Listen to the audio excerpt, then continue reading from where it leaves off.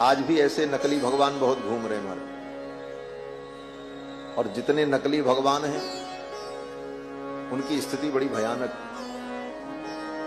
एक नकली भगवान तो अभी कुछ दिन से पूजित हो रहे हैं और उनके अनुयायी तो अब उपद्रव पर उतर चुके हैं।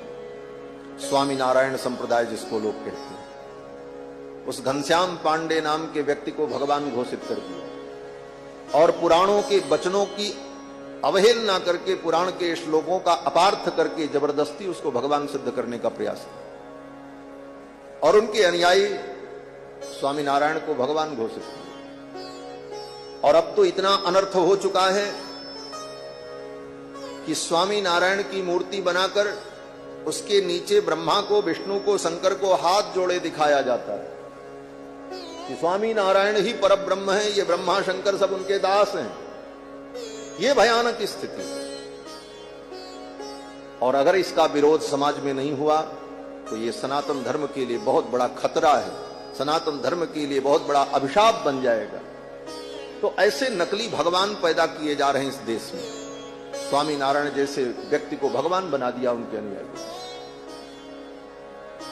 और स्वामी नारायण जिसका नाम घनश्याम पांडे था, बस्ती जनपद का, उत्तर प्रदेश, गुजरात में उसकी पूजा हुई।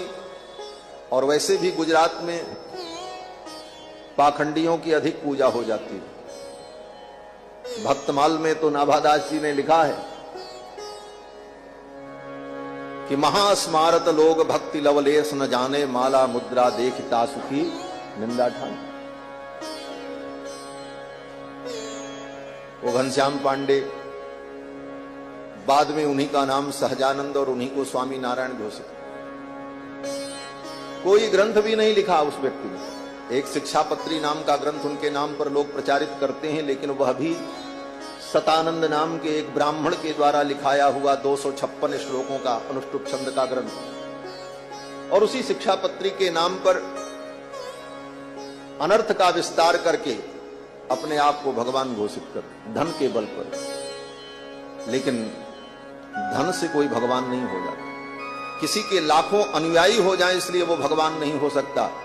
भगवान वही होगा जिसको शास्त्र भगवान कहेगा।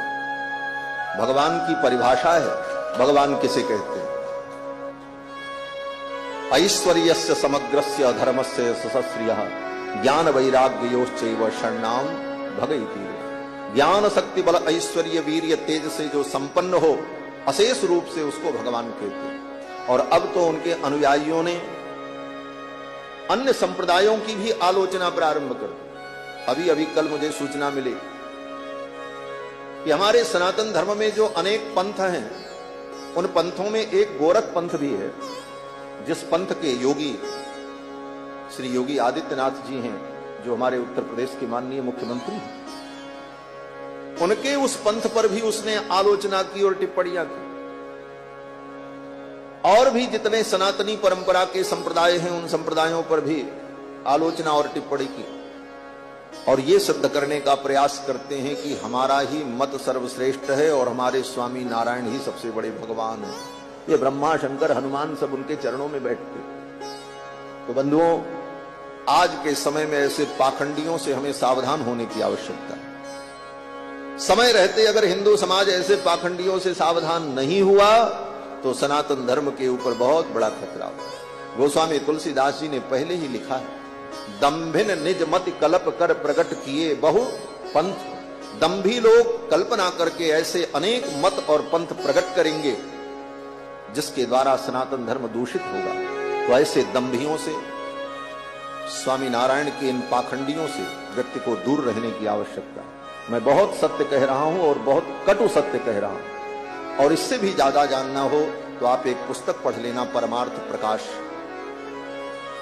वृंदावन के परम उद्भट विद्वान अनंत श्री विभूषित स्वामी श्री विश्वक्सेनाचार्य जी महाराज, अभी 2 महीने पहले उनका परम पद हो चुका है। उन्होंने आज से 10 वर्ष पहले उसके पाखंड का उजागर किया। बड़ी मोटी किताब है जिसमें सारा इतिहास लिखा हुआ है, इनके झूठ का पुलिंदा।